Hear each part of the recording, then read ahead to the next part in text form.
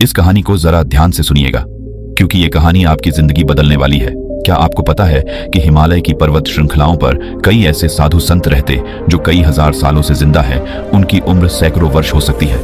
वो बर्फ से ढके पहाड़ों में निर्वस्त्र होकर घूमते हैं और उनके ऊपर अग्नि, जल, वायु या फिर बर्फ जैसी चीजों का उन पर कोई असर नहीं होता।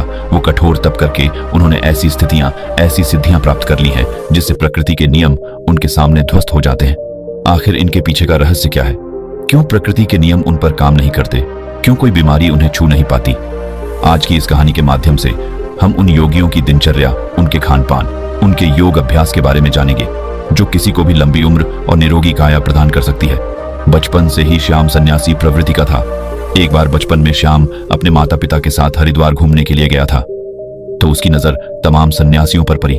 वह अपने माता पिता से बचकर एक बूढ़े सन्यासी बाबा के पास वो पहुंच जाता है। जब उस सन्यासी बाबा ने एक नासमझ बच्चे के हाथ में एक फल देखा तो उसके मन में उस बच्चे के प्रति प्रेम और करुणा भाव पैदा होने लगा। सन्यासी ने श्याम को अपने पास बिठाकर उसे हीर पूरी हलवा खिलाने लगे। श्याम की माँ इस बात से परेशान थी कि कहीं अगर उसके मन में भी साधु बनने की भावना आ गई तो वो क्या करेगी? वो अपने बच्चे के बिना बिल्कुल अकेले हो जाएगी। आसपास के लोगों ने श्याम की माँ को समझाने की बहुत कोशिश की। सन्यासी कोई ऐसे वैसे बाबा नहीं है, वो कई सालों से यहाँ आश्रम चला रहे हैं। जो श्याम की माँ अपने बेटे का हाथ पकड़ ढाकर उसे वहां से ले जा रही थी, तब उस सन्यासी ने बड़े ही प्रेम और करुणा से एक बात कही, जी बहन जी, आपको बच्चा बहुत गुणी है, वही होगा जो लिखा हुआ है। तुम अपने पास भाग्य को कैद नहीं कर सकते। ये बात जितनी जल्दी तुम समझ जाओ उतना अच्छा हो, उतना कम कष्ट तुमको होगा। श्याम की माँ सन्यासी की सब बातों को समझ रही थी। वो जानती थी कि उनका इशारा इस तरफ खैर समय अपनी रफ्तार से बढ़ रहा था और अब श्याम बद्धा हो चुका था। उसने कॉलेज में एडमिशन ले लिया था जो अध्यात्म और मनोविज्ञान के बारे में पढ़ाई कर रहा था। कॉलेज की तरफ से उसे एक प्रोजेक्ट मिला था जिसका टॉपिक ये था कि लंबी उम्र वाले दिनचर्या वाले लोग, उनके खान पान, सबके बारे में पूर्ण जानकारी एकत्रित करके लाना और उसे कॉलेज में जमा करना। श्याम फिर खोज में निकल पड़ा। जो कई साल से स्वस्थ जीवन जी रहे थे, बूढ़े होने के बाद भी उनके शरीर में जटिलता थी, दृष्टि, कान और बाकी सभी इंद्रिय जो कि ठीक प्रकार से काम कर रही थी। कई सन्यासी तो ऐसे ऐसे भी मिले थे जो 100 साल को पार कर चुके थे और पूरी तरह से स्वस्थ भी थे। श्याम अब धीरे धीरे अलग अलग सन्यासियों से मिलने में श्याम को मजा आने लगा, लेकिन उसके भीतर जीवन के उन रहस्यों को जानने की भी बहुत ज्यादा इच्छा थी जिसमें आम लोग कोई रुचि नहीं रखते थे या फिर कोई विश्वास ही नहीं रखता था। श्याम ने सोचा कि यही समय है, अगर ऐसे सन्यासी पृथ्वी पर बसते हैं जो 500 साल से भी अधिक जिंदा है तो मुझे उन्हें खोजने का एक अच्छा मौका मिला है। लेकिन समस्या यह है कि इन सन्यासियों को खोजा कहां जाए, कहां ऐसे सन्यासी मिलेंगे। फिर तमाम किताबों को परखने के बाद उसने एक निष्कर्ष निकाला। उसे पता चला कि ऐसे सन्यासी अगर मिलेंगे तो उसे हिमालय की चोटी पर मिलेंगे जहां पर आम इंसान जा भी नहीं सकता। लेकिन श्याम ने अपना मन पक्का कर लिया। उसने पूरा संकल्प ले लिया था, चाहे रास्ता कितना भी कठिन क्यों ना हो, वो उन दुर्गम पहाड़ियों तक, उन गुफाओं तक जरूर पहुंचेगा। वो अपने माता पिता को बिना बताए वो हिमालय की चोटी की तरफ निकल जाता है। युवावस्था के दिन थे, जोश भी था और किसी चीज का कोई डर भी नहीं था। और सबसे बड़ी बात है, श्याम का भाग्य था जो उसे खींचकर उन योगियों के पास ले जा रहा था। उसने उन पहाड़ियों पर चढ़ने की पूरी तैयारी कर ली थी। सर्दियों के मोटे मोटे कपड़े ले लिए थे, रास्ते के लिए खाना रख लिया था। जंगली जानवरों से बचने के लिए उसने हथियार भी अपने पास रख लिए थे। उसने एक टॉर्च भी रखी थी ताकि वो रात में जल्दी से जल्दी यात्रा करके वहां पहुंच सके, उसकी यात्रा में कोई बाधा न हो। धीरे धीरे जब लोगों से पता करते हुए वो हिमालय की दुर्गम रास्तों तक पहुंचने लगा तो उसके फोन में भी काम करना बंद कर दिया। अब उसका दुनिया से कोई संपर्क नहीं था। दुनिया से रिश्ता काटने के बाद वो अब खुद से जुड़ने के लिए लगा था। अब वो हिमालय के जंगलों से गुजरते हुए असीम आनंद की प्राप्ति कर रहा था। उसका जहां मन करता वहीं पर रुक जाता और आगे का पता करके आगे के भाग पर निकल जाता। उसे नहीं पता था, उसे बिल्कुल भी अंदाजा नहीं था कि वो ऐसे योगियों से कभी मिल भी पाएगा या नहीं है, लेकिन मन में इच्छा थी, पूरा विश्वास था और इसी के साथ वो अपने रास्ते में आगे बढ़ता जा रहा था। पूरी उमंग और पूरे विश्वास और पूरे जोश के साथ ऊंचे पहाड़ों पर बसे गांव को पार करते हुए वो हिमालय के कुछ जंगल में पहुंच गया था। यहाँ पर असीम सन्नाटा था। दूर दूर तक कोई आबादी या फिर कोई लोग नहीं थे। अब वह यहाँ पर अकेला था। ठंड में उसकी कपकपी छूट रही थी, लेकिन फिर भी उसने हार नहीं मानी। उसे पता था कि यहाँ पर आसपास जरूर कोई गुफा होगी जहां पर ऐसे ही योगी उसे जरूर मिलेंगे। और अगले ही दिन की उसे बर्फ की पहाड़ी की चोटी पर दूर से एक सन्यासी ताप करता हुआ नजर आया। सन्यासी ने अपने शरीर पर की कोई वस्त्र धारण नहीं किया था, बस एक नीचे छोटा सा कपड़ा लपेटे हुए थे। वो उस सन्यासी को पहाड़ी के नीचे से देख रहा था, लेकिन वो बहुत खुश हो गया। इतनी लंबी यात्रा का परिणाम उसे मिला। वो जल्दी जल्दी अपने कदम बढ़ाते हुए उस पहाड़ी की चोटी पर पहुंचने का प्रयास करने लगा, लेकिन बात ही एकदम भरी हुई थी, इसलिए बार बार वो फिसल रहा था। सन्यासी यूं तो आंख बंद किए हुए थे, अपने ध्यान में लीन थे, लेकिन अपने मन की आंखों से वो श्याम की सारी मेहनत देख रहे थे। उस पहाड़ी पर बार बार चढ़ते हुए विफल होने के कारण श्याम बहुत थक गया था और अंत में मूर्छित हो जाता है। जब श्याम मूर्छित हो जाता है तो वो सन्यासी जो ऊपर तक आ रहे थे, श्याम को अपने हाथों में उठाकर उसे एक गुफा के भीतर लेकर आए। वहां पर उसके अलावा 2 और सन्यासी उपस्थित थे। श्याम और मूर्छित था, उसके शरीर में बहुत थकान थी। इस सन्यासी ने एक पत्ते पर घोल तैयार किया और श्याम के मुंह के ऊपर कुछ बूंदे डाले। घोल के जाते ही श्याम अचानक से उठ खड़ा हुआ। उसकी सारी बेहोशी, थकान, सब कुछ दूर हो गया। होश में आते ही श्याम दोनों हाथ जोड़कर उन्हें प्रणाम करने लगा। वो बहुत खुश हो गया। श्याम ने उनसे कहा कि मेरी बड़ी अनुकंपा है कि मुझे आप जैसे दिव्य योगियों के दर्शन हो रहे हैं। मैं आपसे कुछ सवाल पूछना चाहता हूँ। आप इतनी बड़ी उम्र तक, इतने सालों तक कैसे जीवित रह सकते हैं? आपके शरीर में कभी कोई बीमारी क्यों नहीं होती है? अगर आप उस तरीका को जानते हैं तो दुनिया को वो तरीका क्यों नहीं बताते? दुनिया में बहुत से लोग बहुत दुखी हैं। लोगों को नाना प्रकार की बीमारियां हो रखी हैं। उम्र से पहले वो बूढ़े हो जाते हैं, उनकी मृत्यु तक होने लगी है। तो आपको यदि इसका कारण पता है तो आप लोगों को उसे ठीक करने का तरीका क्यों नहीं बताते? आप तो योगी हैं, आपको तो दुनिया की मदद करनी चाहिए। उसकी बातें सुनकर तीनों सन्यासियों ने कोई प्रतिक्रिया नहीं। ऐसा लग रहा था मानो उन्हें श्याम की भाषा ही समझ नहीं आ रही। जब उसने ये महसूस किया तो उन्हें इशारों से समझाने का प्रयास किया, लेकिन इसका भी कोई फायदा नहीं हुआ। अब श्याम उनको समझा समझा कर थक चुका था और अब शांत बैठ गया था। वो सोच रहा था कि मेरा इतना दूर आना एकदम बेकार हो गया। दर्शन तो हुए, लेकिन इन सवालों के जवाब मुझे चाहिए थे, वो मुझे नहीं मिले।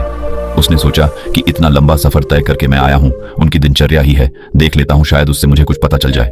और ये सोचकर श्याम वहीं पर रहने लगा। सन्यासी एक दूसरे से बिल्कुल बात नहीं करते, एकदम मौन रहते थे। यदि किसी एक सन्यासी को दूसरे से काम होता तो वो मन ही मन एक दूसरे के मन की बात को समझ लिया करते थे। अब शाम को बेचैनी होने लगी थी कि भला एक गुफा में चुपचाप बैठे रहना, भला ये कैसे संभव है? ये कैसा जीवन है? वो सन्यासी उस गुफा में बैठे सिर्फ योगाभ्यास करते थे, तप करते रहते थे। उनके चेहरे पर, उनकी आंखों में एक गजब का ठहराव था, एक गजब की शांति। जो भी उनके मुखमंडल की आभा को, हाव भाव को देख लेंगे, वो आकर्षित हुए बिना रह नहीं सकते। श्याम ने पाया कि सन्यासी खाना बहुत कम खाते थे और जो भी बनाते थे उसे पूरे मन से बनाते थे। और सुबह उठकर, तब सुबह मुहूर्त में उठकर ठंडे पानी से स्नान करना और सर्दियों की धूप में बर्फ पर बैठकर ध्यान साधना करना उनका रोज का काम था। 2 दिन तक उनके अनुसार काम करने के बाद वहां रहकर ऊब चुका था। वो न तो किसी से बात कर पा रहा था और न ही अपने मन के ख्यालों को शांत कर पा रहा था। 3 दिन बाद श्याम ने वहां से जाने का निर्णय किया। उसने उन सभी सन्यासियों को प्रणाम किया और उन्हें प्रणाम करने के बाद कहा कि शायद मेरा प्रणाम भी आप लोग स्वीकार ना कर रहे हो, जो कि आपको इसका मतलब ही नहीं पता होगा, लेकिन मैं आपसे मिलकर धन्य हो गया और मैं अब आपसे विदा लेना चाहता हूं। और ये कहकर अपने चेहरे पर मुस्कान लिए वो योगियों के पैर छूकर जैसे ही चलने को तैयार हुआ, तभी उसके कानों में बूढ़े सन्यासी की आवाज सुनाई दी। बूढ़े सन्यासी ने कहा कि अपने सवालों का जवाब तो सुनते जाओ। यह सुनकर श्याम बहुत हैरान हुआ। वो कुछ बोलना चाह ही रहा था, तभी साधु ने कहा कि सबको अपने मन के सभी सवालों के जवाब चाहिए, लेकिन सभी सवालों का जवाब मौन में छिपा हुआ है। तुमने मौन रहकर बिना किसी सवाल किए हमारी दिनचर्या को देखा और समझा। अगर मैं तुम्हें यह बताने का प्रयास करता तो तुम एक कान से सुनते और दूसरे से निकाल देते, और यही तो दुनिया करती है। सचमुच में सुनने का कौन इच्छुक है? ज्ञान पाने का सवाल यहाँ पर। 3 दिन तक इस दिनचर्या का पालन करने के बाद तुम्हारा मन टूट गया, मतलब तुम भी नहीं जानते इन सब तरीकों को जानना। हालांकि तुम्हें पता है कि हमारे इस भोजन, इस दिनचर्या के कारण हमारा शरीर हमेशा निरोगी रहता है, हमेशा स्वस्थ रहता है, लेकिन तुम इसका पालन 3 दिन भी नहीं कर सकोगे। 4थे दिन में तुम वापस घर जा रहे हो। दुनिया में ऐसे बहुत कम लोग होते हैं जो मौन रहकर दूसरे के ज्ञान को खुद प्राप्त कर लेते हैं। अगर तुम मौन रहना, चुप रहना सीख जाओ तो तू दूसरे के ज्ञान को प्राप्त कर सकते हो, वो भी बिना उससे पूछे। श्याम ने मुस्कुराते हुए हाथ जोड़कर महात्मा से पूछा, हे महात्मा, आप ये बताने की अनुकंपा करें कि आप कौन सा योग अभ्यास करते हैं? क्या आपकी दिनचर्या है जिसके कारण आप इतने सालों तक जीवित? देखने में तो आपकी उम्र 60-70 साल लगती है, लेकिन लोगों का कहना है कि यहाँ पर लोग 5000 साल से जिंदा हैं। तो क्या ये सत्य है? सन्यासी ने मुस्कुराते हुए नादान और भोले श्याम के सिर पर हाथ फेरा और फिर श्याम को सबसे पहला तरीका बताया। उन्होंने श्याम से पूछा कि हमारे शरीर का सबसे बड़ा भोजन क्या होता है? श्याम सोच में पड़ गया, उसे कोई जवाब नहीं आया। सब सन्यासी ने उसे बताया कि हवा हमारे शरीर के लिए सबसे बड़ा जरूरी भोजन होता है। हवा हम 24 घंटे खाते रहते हैं और हवा हमारे शरीर के लिए सबसे ज्यादा महत्वपूर्ण होती है। लेकिन आजकल के समय में बुरी हवा प्रदूषित हो चुकी है, इसलिए जो प्रदूषण से भरी हवा तुम्हारे शरीर में जा रही है वही तुम्हारे शरीर में बीमारियों को जन्म दे रही है। इसलिए यदि तुम घर पर ऐसे कमरे में रहते हो जहां पर हवा का आना जाना कम होता है, जैसे कि एयर कंडीशनर वाले रूम में होता है, उसमें ताजी हवा आना जाना भी नहीं हो पाता। इसलिए तुम्हें अपने कमरे में ऐसे पौधे लगाने चाहिए जो 24 घंटे हवा यानी कि ऑक्सीजन देते हैं। छोटे छोटे बेल को किसी बोतल में डालकर अपने कमरे में रख सकते हो जो तुम्हें 24 घंटे ऑक्सीजन देंगे। लोग ये भी भूल जाते हैं कि जिस सांस को वो ले रहे हैं कितना शुद्ध है वो कभी आकलन ही नहीं कर रहे हैं। यदि वो लोग तो कभी सोच पाए तो शायद प्रदूषण से मुक्त दुनिया हो पाए, हमारी पृथ्वी स्वर्ग हो सकती है। दूसरा जरूरी बात होता है खान पान। अधिकतर लोग ज्यादातर समय खाते रहते हैं, लेकिन हमारा शरीर भी एक यंत्र होता है और यंत्र को भी काम करने के लिए आराम चाहिए होता है। इसलिए हर समय खाते ही नहीं रहना चाहिए, कभी भी पूरा पेट भरकर नहीं खाना चाहिए। हमेशा अपने पेट में एक रोटी की जगह छोड़ देनी चाहिए ताकि तुम्हारा पेट हल्का रह सके, थोड़ा खाली रह सके और सांस लेने में भी कोई परेशानी ना हो। तीसरा तरीका होता है हमारी दिनचर्या। सही तरह की दिनचर्या में तुम्हारा योग अभ्यास, शारीरिक व्यायाम, प्राणायाम। अगर तुम दिनचर्या के रूप में यह कर रहे हो तो तुम्हारे शरीर कभी कोई बीमारी आ ही नहीं सकती। लेकिन हम सिर्फ बहाने ढूंढते हैं, हम कुछ करना नहीं चाहते। सब कुछ हमें बैठे बैठे चाहिए और शरीर को जितना आराम दोगे वो उतना ही खराब होगा, बेकार होता जाएगा। इसलिए शरीर से हमेशा काम लेते रहो, उसमें एक आलस पैदा मत होने। दिनचर्या, हवा और खान पान, इन तीनों को तुम दुनिया में रहते हुए कैसे सुधार सकते हो, इस पर विचार करना। तभी तुम्हारा जीवन बदलेगा, तभी तुम्हें दूसरे लोगों को भी जागरूक कर पाओगे। लेकिन तुम्हारी बात सुनेगा कौन कौन? बाजार के स्वादिष्ट व्यंजनों को छोड़कर प्रकृति से मिलने वाले फल, सब्जियां या पत्ते खाने का कौन इच्छुक होगा? लोग तो वही खाना चाहते हैं जो उनको स्वाद देता है, देखने में भी वही देखना चाहते हैं जो उनकी आंखों को अच्छा लगता है, और इसलिए उनकी इंद्रियां वासनाओं की गुलाम हो जाती है और धीरे धीरे वही हमारे दुख का कारण बनती चली जाती है। इसलिए तुम बढ़त से बचने का प्रयास मत करो, बल्कि उस काम को पूरी मजे से करने का अभ्यास करो। तब तुम्हारी इंद्रियां आजाद हो जाएंगी और उसके बाद तुम्हारा मन भी एकदम खाली हो जाएगा, वो भी आजाद हो जाएगा। फिर उसके अंदर भी वो भावना होगी जिसे हम समाधि कहते हैं, जो आनंद की चरम सीमा होती है। और ये कहकर श्याम के सिर पर हाथ रखा उसे आशीर्वाद देते हुए वो उसे वहां से